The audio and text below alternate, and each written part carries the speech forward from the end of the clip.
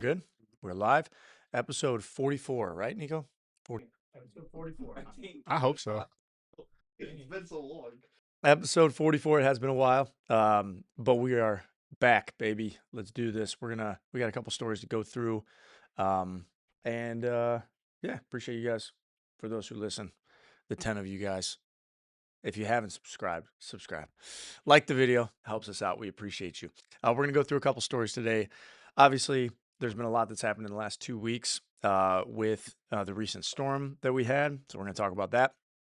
Chicago Bears, update on the Chicago Bears Stadium and what's going on in Indiana.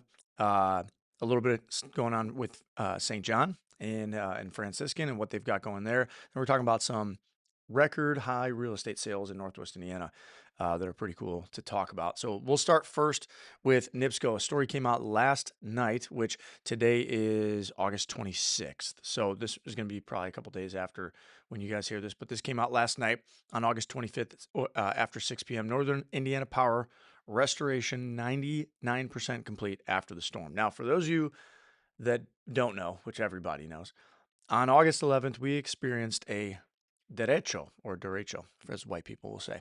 And derecho is what, Gabe? It is a powerful storm, apparently. It's the first I've learned of it. I can tell you there was nothing right about it. Did you get that? Did you get that? Anyways, yeah, no, it was what do they call it? A straight line storm that produced almost... That's what it means. Correct. But it produced straight line winds, similar to like hurricane force winds. So what is it? Basically an inland hurricane is what we experienced. An inland hurricane. So we had a hurricane here 2 weeks ago. On top of that, on top of the hurricane with 120 mile hour winds, 100 mile an hour plus sustained, but maxes in 120, close to 130, we had 2 tornadoes. We had an EF2 tornado in Munster, and we had an EF1 tornado in St. John. So we had a hurricane and 2 tornadoes. With that, Nipsco has restored power back to 99% of its Northern Indiana customers as of last night in their press release on August 25th. About 375,000 customers, roughly 80% of Nipsco's electric customers, lost power during the storms. According to the utility, power company said it's restored service to nearly all homes and businesses that could safely reconnect in less than 2 weeks.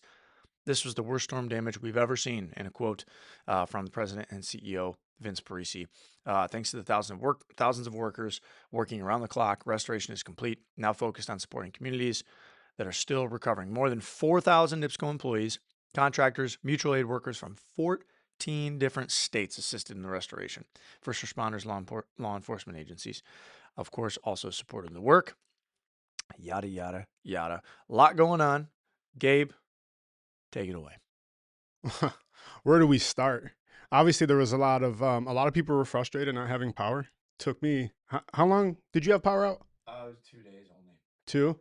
What, 9 days? It was 9 days. I was in Griffith, 9 days, 8 days without internet. You know, we had the generator going, but even with our modem going, the internet was down. Apparently, Xfinity is who we have. They need power in order for that to work. So I think the day before we got power, they were coming around and putting generators, like tiny little generators, and chaining them to the poles to get people's internet going.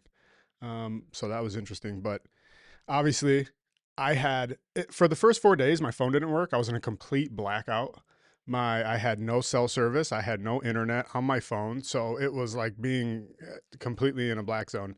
I remember trying to drive around Griffith to find service. There was nowhere. And when I was going to get gas the very next day, I mean, the lines for the gas station, I don't know if you guys saw them, experienced them.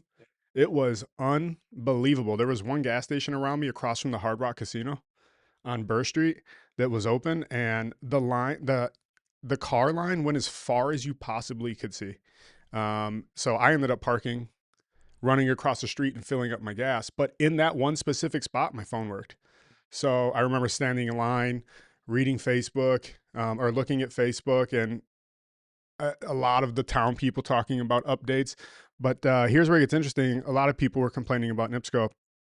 And what I also found interesting is how people kind of conflated what the issues were. So a lot of people, and rightly so, in my opinion, were upset with Nipsco management and how they were dealing with this. And so when somebody had something to say, there would be many comments saying, I can't believe you're disrespecting these linemen. They're taking time off of, from their family. They're not taking care of their own things. They're here helping you. How dare you? And in my opinion, they're conflating the issue. And even still, I'm still seeing these conversations on Facebook, not having internet. And once I actually got phone service back 4 days later, I spent a lot of time just sitting on Facebook because there was nothing else to do with the power out, making sure that my generator had gas filled. Um, but what was interesting is how many people would conflate that issue. And I understood what those people who were complaining were saying. And my point of view, it has nothing to do with the workers. Like, thank God for the linemen who are out there. Like, that is a very dangerous job. That is something I would never do personally. So I give those, men and women a tremendous amount of respect for doing that. The Nipsco drivers who are driving the poles around and the transformers and any other equipment they need, a tremendous amount of respect for them. The issue lies with management, the management of Nipsco, the people who are calling the shots. Even, I forget what her name is, one of the high ups at Nipsco. She even said, I think Birmingham was her last name. She even said that they apologized for the lack of communication from Nipsco, which was huge. On CBS News, they did a report here in Griffith that there were multiple trucks sitting in one church parking lot. And when they talked to them, the workers, the linemen basically said, we're just sitting here waiting on directions from Nipsco. So that wasn't an isolated incident. I've heard multiple stories of linemen basically saying they don't have direction. They don't, that the communication from Nipsco is awful. And like I said, even the last name Birmingham, I believe, she even said that she apologized for it. So, I have a lot to tie into this. The parent company NiSource, they made 900 million last year in 2025. In 2024, it was 700 and something million. They did 190 million increase over that year. They're making money. So NiSource is the only Fortune 500 company that is headquartered out of Northwest Indiana. That's the only one in Northwest Indiana. Sorry. That I did not know. And so NiSource actually they're across 6 different states. I think they do some gas stuff. So they have a couple other companies, but the bulk of it is Nipsco. So NiSource pulled in like 6.6 billion in 2025 with 3.3 billion of gross coming in from Nipsco. That's not the profit. Obviously, they have shareholders to look after. So generally, when you have shareholders, your number one responsibility is creating profits for those shareholders, not necessarily representing the customers, in my opinion. So what I do find interesting is, once again, lots of stories on Facebook, anecdotal. You got to take it for what it's worth. But I also have a buddy here who owns quite a few rentals. And his property manager shared with him a text thread of him talking to another lineman as they were out cutting down trees at their rental properties and whatnot. And that lineman, which I believe came up from Florida, was saying that this was in his 19 years of working as a lineman, that this is one of the worst infrastructures he's ever seen. And he also said that the way Nipsco does things is kind of backwards. They kind of work from the middle going out. And so I thought that was interesting. So it became very apparent to me that our infrastructure is pretty dated out here. And what's also interesting is NiSource, they created an affiliate company. It's called Genco. Okay. So what Genco is doing is they are specifically building infrastructure for all of the data centers that are coming in the area. And they put it out earlier this year that Genco is going to be building state-of-the-art infrastructure for Amazon. Of course, Amazon's supposed to foot the bill, $7.6 or $7.3 billion. But what's interesting is NiSource has the capabilities to put up state-of-the-art infrastructure. They have the engineering capabilities. They have the capabilities to do this for them, but they're not doing it for us. So I find that very interesting. So I personally believe that the management's priorities are more towards making profits with these data centers over investing in our infrastructure. So that's, for me, I have an issue with that. It's not a every Fortune 500 company says that their responsibility lies within the shareholders of that company. And of course, the other aspect too is the infrastructure that we have, it was not, number one, it's outdated, but number two, it was not created with the amount of storms and tornadoes in mind that we are getting. So when you factor that in, it's like, well, maybe before, it's like, yeah, the infrastructure we have, sure, it's outdated, but we don't have to worry about a lot of big stuff around here. Now, all of a sudden, we do. So there's a little bit more for them, I think, to have to consider when it comes to updating the infrastructure. Um, even areas like, I mean, shoot, dude, you took 9 days, 10 days. Hammond, or excuse me, Gary and Portage still have a lot of issues, and it says 99%. That makes me feel like most people are there outside of the people with the weatherhead situation, right? That's what it sounds like, which is a different issue I'm not too familiar with. But our infrastructure, to your point, clearly is not the way that it should be to handle the weather we're getting now, right? Before, it may not be that big of an issue. But I think that now with whatever has changed, which you could go different directions there too, but whatever's changed now, whether it's El Nino or it's, El um, Cloudcito, whatever it is, dude, whatever's changing it, the weather's different here, and that's going to be a problem. And to that point, Illinois also got hit with the storm. That storm that came, that derecho, started on the border of Iowa and Illinois, ran all the way across Illinois, and then it went into Indiana. They had 5 tornadoes in ComEd territory. Okay, not Illinois. The ComEd. ComEd is essentially the opposite of Nipsco, but they Yeah, do the same Illinois thing is- in Illinois. Mhm. So in their territory, they lost 4. They had customers. Over 400,000 customers lost power, Mhm. and within 5 days, they had 99% restored. Yeah. How long did it take Nipsco to get 99% restored? Close to 2 weeks. And of course, people will say, hey, it wasn't the same storm. The winds picked up more on our side. Yes, we experienced 2 tornadoes here in Northwest Indiana, but in ComEd territory, they experienced 5 tornadoes. Yeah. Yeah, the argument I got back to that was that the winds were not as high when it reached Northwest It Indiana. was a 3-mile-per-hour difference. And mind you, it might have been just on the other side of the border. Like, I know Lansing took a tornado. I was speaking to an agent last night from the area in Mokina, and she told me she had a couple customers that lost roofs in Lansing. And I don't know if this is accurate, but she said total Illinois, 600,000 people lost power, but ComEd territory, which I did read, ComEd was like Yeah. 410,000. I get it. Not the same. 3-mile-per-hour difference. 5 days to get 99% of the 400,000 restored versus 2 14 weeks. days. Yeah. 2 weeks to get the 300. And initially it was like 303. We did have another storm on the 12th, which caused flooding and actually put out a lot more damage. That people don't realize that there was a second storm the next day that actually knocked out about another 60,000 people Yeah, worth of that power. second storm was a legitimate storm. Another one. And also, ComEd earlier this year, one of the executives for ComEd said, hey, we're now starting to experience more tornadoes. They are actively preparing for these issues to become more common. And for many of you don't know, and I forget I read this maybe a month ago, Illinois is now the new tornado alley. It has had the most tornadoes out of any other state. And by far, I think Indiana was number 2 at about 84 tornadoes for this year. And Illinois was, I don't know what it is right now. It was over 200. So 200 in first place. Second place was us with about 84. And there was a couple states, I believe, maybe Kansas or Oklahoma, somewhere over there that had 1 or 2 tornadoes less. But Illinois and Indiana Yep. Look at are that. the new tornado alley. So this is something Nipsco needs to proactively be managing our infrastructure better. A lot of people talk about, oh, why don't we bury the cables? I understand that is not feasible to bury all of the cables at once. It absolutely is not. It costs roughly $3.1 million to bury 1 mile of cable, which is quite a bit. Crazy. My solution is, obviously we don't do everything, but there are certain places that are highly susceptible to issues.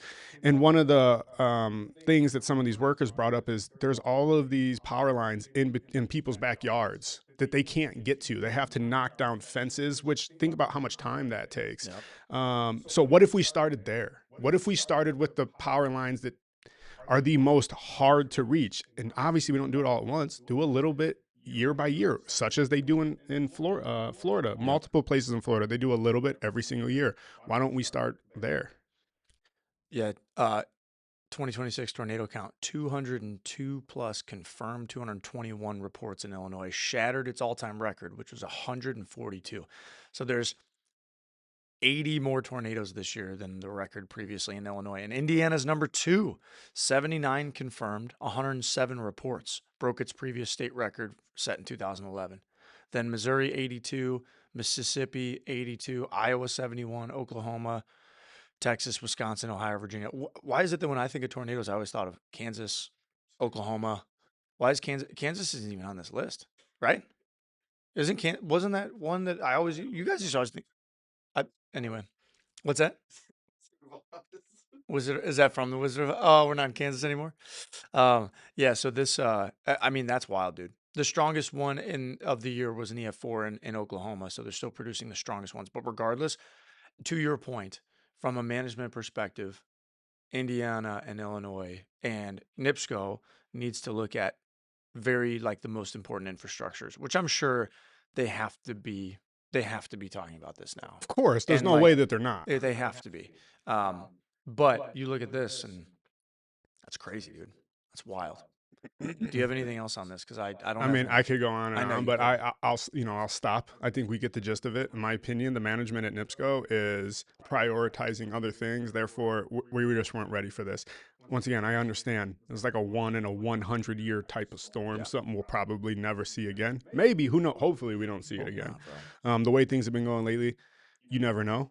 But either way, if ComEd has been proactively getting ready for these things, I feel like Nipsco can do it too. They're right on the other side of the border. To me, it seems like they're a little bit more. The management is a little bit more on top of things versus Nipsco. Obviously, I don't know if you guys heard. What's the law group? Allen and Allen. Yeah. They put together a lawsuit, and it actually is what it says is what a lot of these linemen have said. Now, once again, when I say these linemen, all the stories that I'm seeing on Facebook, but more so the conversation that I saw on the text thread, he said that there was not proper management of the main power lines, the vegetation. They're not taking care of the vegetation. They're letting it, grow wild. Obviously, that's what's going to knock down the power lines and create the longest restoration time. Once again, I just feel like their priorities are shifted towards making money with data centers and creating, Genco and spending other time and resources kind of thinking about that. I understand Genco and Nipsco are two separate companies, but they're ran by the same executives. Yeah, connecting here. Class action lawsuit filed against Nipsco over weeks-long Northwest Indiana power outages. This was, almost a week ago now. But yeah, there is a class action lawsuit now on that from I'm spacing on his first name. Oh, Kenneth Allen, attorney Kenneth Allen, and his firm here in the area. So related to that, the vegetation management, all of that causing tons of outages. So it's going to be interesting to see. We're going to have to continue to watch this, but regardless, Nipsco needs to focus on that infrastructure because it doesn't sound like these storms are going away. And yeah, dude, insurance wise, like it's why we are not prepared. This area is not prepared for storms like that. We're just not prepared. All right, let's go to our second story. The Bears, Chicago Bears, their sole focus, they stated that, quote, our sole focus for new stadium is absolutely dynamic Indiana site. Very interesting. This is an NWI Times story back on August 13th, so it was about 2 weeks ago. Chicago Bears have a quote-unquote sole focus on Northwest Indiana as the next site for their team's home stadium. Bears president and CEO Kevin Warren said they're studying the new site by the Hammond Wolf Lake terminals. Now, that's basically all that this says is that they're focused on this. The board voted unanimously to focus on Indiana. They're looking at not just the Lost Marsh location. They're looking at basically right across the road on top of that, which is to create a dynamic mixed-use development space that's got everything from retail, shopping, hospitality, everything there on top of, obviously, the stadium. Now, if you look at Wolf Lake Terminals and where that's located, that's what they're looking at. They said they're testing that. They're doing ground tests, environmental tests, etc. This does touch the Indiana-Illinois border right here. So it's on the Illinois-Indiana border. You can see they did state in that release that they're still looking at the Lost Marsh property on top of adding potentially even going further over here. So they're looking at Lost Marsh plus looking at this direction over here where Wolf Lake Terminals is to try to turn this into a combination of it all. I still think that if they could do something with this right here, dude, it would be sick. I still think that they're working on that because there's no reason, Gabe, to your point last podcast, why they would cancel this. Okay. But I think that right here, this to me, I just don't love this space. Like, I get it is right off 8094. Too separated. It's yeah, dude. I'm just, and there's so many, like, look at all these bins, refinery bins. There's a lot of heavy industrial here. I mean, Wolf Lake is like, dude, I just don't know, man. I don't know. So that's what their focus is. I still think that if they could figure something out here, wow, that would be incredible. It's still right off 8094. You've still got railways here. The problem is the amount of acreage to make it happen. There's way more acreage here to add all of the what they're referring to as like, uh, basically like an all-encompassing space with all the retail space and all that. So all that to be said, the Bears apparently are sole focused on Hammond. Gabe, what are your thoughts on this? That's been the report.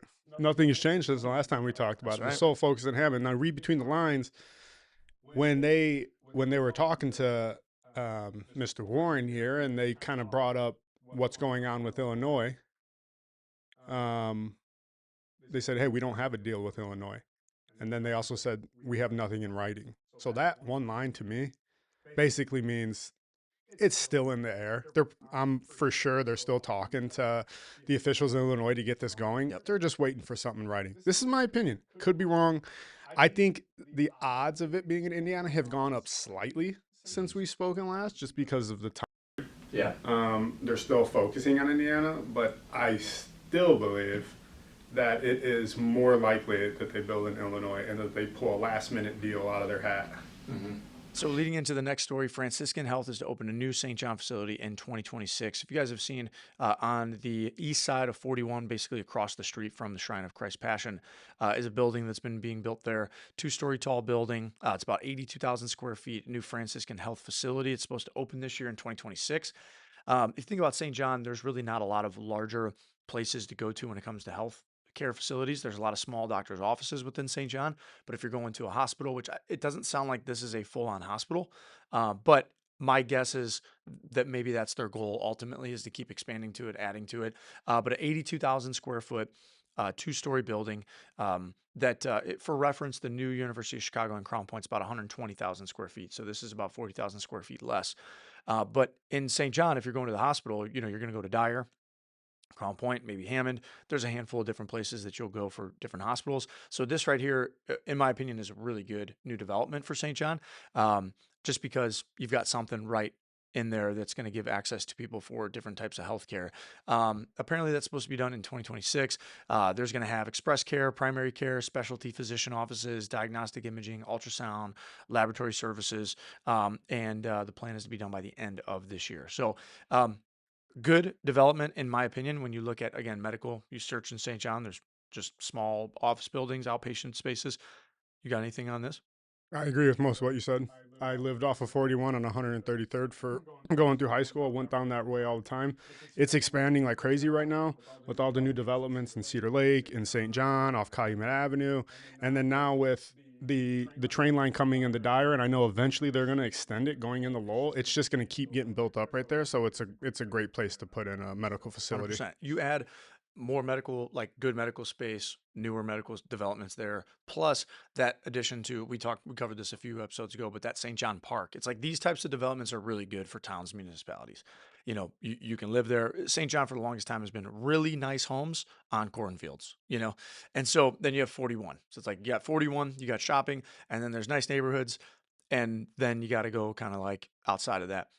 So you add nice hospital, nice healthcare space, and then on top of that, the parks, Midwest, like things like that.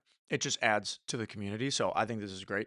And that south side of 41, like what's going in there, and that's in the future, they're working on what they're calling that riverfront district, right? Where those liquor licenses are, where there's not a river.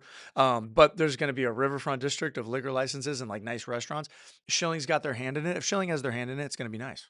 That's it. And if you had some nice restaurants there, and I think that's what they're doing, even the Family Express, didn't see that coming, but it's a nice looking Family Express.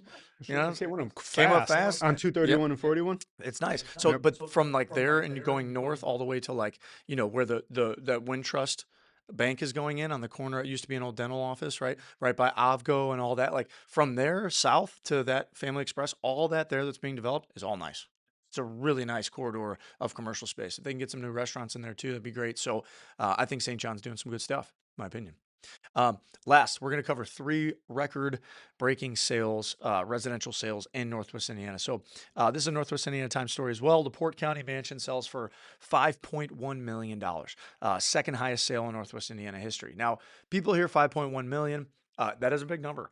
Not really just in Northwest Indiana. It's a big number anywhere. And this property is a special property. I'll give you a little bit of run through here. This one here was 27 acres of land, just over 27 acres, 8 beds, 8 baths, 7,200 finished square feet. It was phenomenal. And we'll reference the link here. I do want to give a shout out to listing agent Jordan Gallus with that property. He's a phenomenal agent up by the shoreline. He's got a great business, doing an amazing job. So congratulations to Jordan. The old owner of this, look at that land, and there's a guest house in the back. I mean, the property was incredible. Now this was $5.1 million sale. It was listed for 5.25, got 5.1. Phenomenal list to sale price ratio at that price point, really in general, but especially at that price point. Just a special home. This property was owned in the past by a large developer out of Chicago real estate investor Tim Callahan. And he's now sold it to an undisclosed buyer. And this was a phenomenal property. So 5.1 million. Now, people hear this, right? And they think, who would ever do that? They're not the only one. This is technically a LaPorte address, but you can look, I'm looking at other sales right here. Michigan City, 3.3 million. Another Michigan City, 3.01 million. 2 million, 2.1 in Crown Point, 2.6 in Long Beach, 2.1 in Gary, which is leading me to the next record-breaking sale, which is another Northwest Indiana Times story. Beachfront home in Gary's Miller neighborhood sells for a record 2.1 million. This was a newer construction property. Was originally listed for 2.5, but this house here, 4 beds, 4 bath, 2,800 square foot, very modern looking house, right on the water, 2.1 million. I mean, look at that view, man. When you get up there, it's amazing. Like when you go by the Lake Michigan shoreline, it is phenomenal. So this house sold for $2.1 million. Now, people hear that and they think it's crazy, but if you try to develop something new, it will cost you much more than that. Like to get this land, set up everything you need to build this, it would cost more than that. And so you run through this, I mean, it's absolutely gorgeous property, and you're literally on, Lake Michigan front for 6 months out of the year. You can't tell if this is Puerto Rico or Indiana. You know what I mean? The other 6 months, you're like, I got to go to Puerto Rico. But $2.1 million sale, I think you're going to see a lot more of those. And that's a Gary address, right? People hear that and they're like, this is happening all the time. And then last one, this one's kind of cool. This was Dr. Scholl's historic beachfront home, sells for $3.5 million. I didn't know this was Dr. Scholl's house back in the day, but kind of cool. So this property here, $3.5 million in Long Beach. If you've never been to Long Beach, go drive around Long Beach. You'll be like, wow, this is Indiana. This is amazing. Scholl called the beachfront property Casa del Lago. Historic house was on the market for 3 months. Dr. Scholl is a native of LaPorte. He built this house on Lake Michigan as his summer residence in 1928. Kind of cool. Apparently, this guy was known for, he had over 1,000 different orthopedic foot aids he helped develop. He grew Dr. Scholl's company more than 200 million, 7,000 employees by the 70s, sold to a New York company. And apparently, Dr. Scholl, according to the article here in the Times, was known for being a hardworking eccentric who kept a skeletal foot in his pocket and told Time magazine the secret to his success was early to bed, early to rise, work like hell, and advertise. But this guy built this property. Apparently, obviously, multiple people have owned it since then because this was a long time ago. But other people, other known names, Gabe will love this, other known names that lived in Long Beach, U.S. Supreme Court Justice Chief John Roberts, which I believe is from Crown Point, right? Crown Point guy, still the chief of the U.S. Supreme Court justices. Pretty cool. We did, dude, in D.C. Yeah, seems like a great guy. Siri inventor Dag Kittless, Frank Lloyd Wright's son, John Lloyd Wright, and President Joe Biden's son, Hunter Biden, all have lived in Long Beach, a small, well-to-do beachfront community. Well, yeah, I mean, I'm not saying nothing about that. I'll let you guys get in trouble. So man, pretty cool property though. If you look at this property, dude, like this was, let me see. This is I just used this as a comparable for a client of mine's house, but this property was so cool. I mean, look at that, man. Like what a gorgeous 7,700 square feet right on the water. Um, Inside is just been incredibly well maintained, but just a gorgeous property, man. So this is Indiana. So these transactions are happening in Indiana. 5.1 million, 3.5 million, 2.1 million. Woodwork is incredible. So all that to be said, pretty cool historic multi-million-dollar residential sales happening in Northwest Indiana. That's what we got. Thank you guys for watching episode 44. Like the video, subscribe, give us your comments. It helps us a ton. We appreciate it. And you guys have a blessed day. Thank you.